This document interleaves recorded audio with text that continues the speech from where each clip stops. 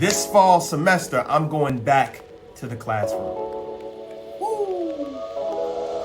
All right, man. Golly. And I want to talk a little bit about why.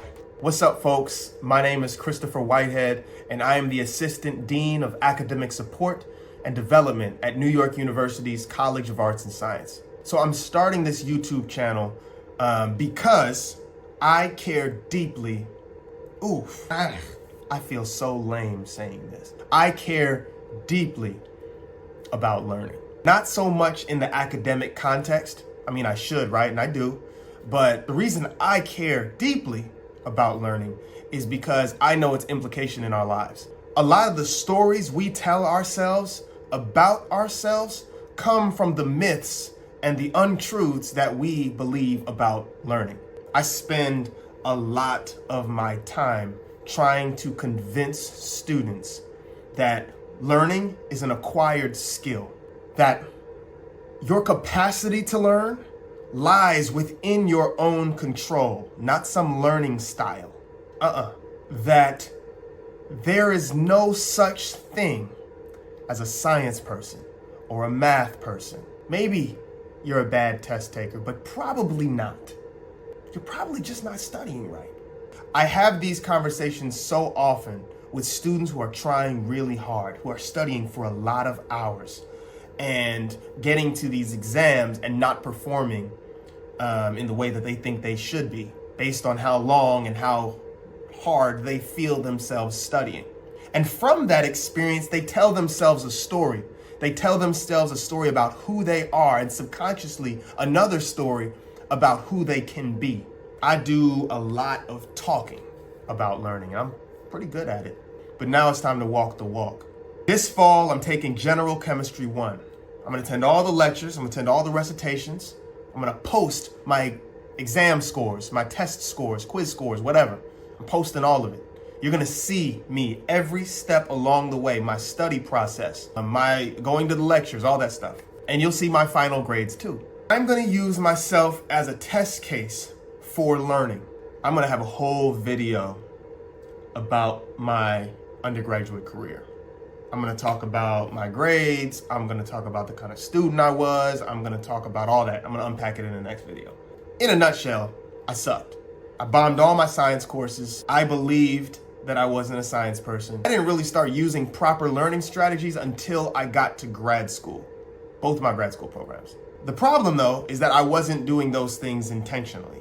And two, I was doing them within a domain that I felt largely comfortable with. Reading, writing, stuff like that. I've read a lot of the learning literature, read a lot of the research, watched the TED Talks, the YouTube videos, and I believe wholeheartedly in those results. Results that say learning is a skill, results that say your capacity to learn is within your own control, and that learning requires cognitive effort. Its tenets, the tenets of learning, are universal.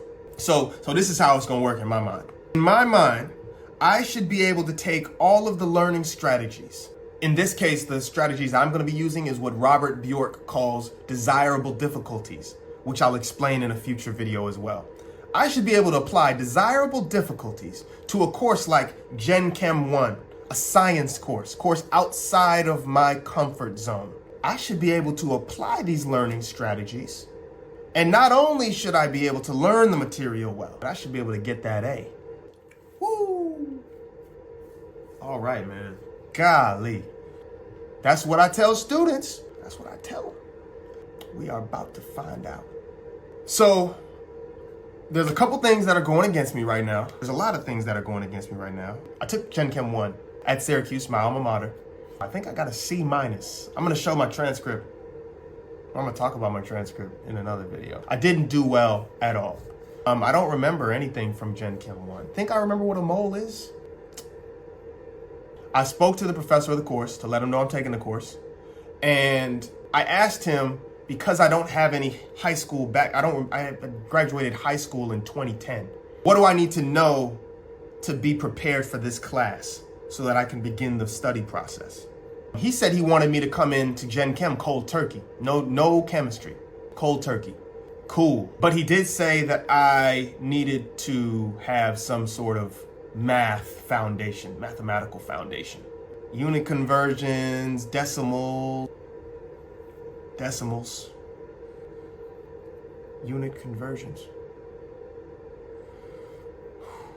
So he told me I needed to know that, and right now I don't know any of that. I don't remember any of it, so I need to prepare. Research says I should be able to use desirable difficulties as an enhancement for my learning in any course that I take, but there has to be some foundational piece of knowledge. I have to come in with foundational knowledge to build on top of. So for example, if I took organic chemistry right now, even if I studied well and did all that good stuff well, I'm not going to do well in the course because I don't have a foundation to build on top of, right?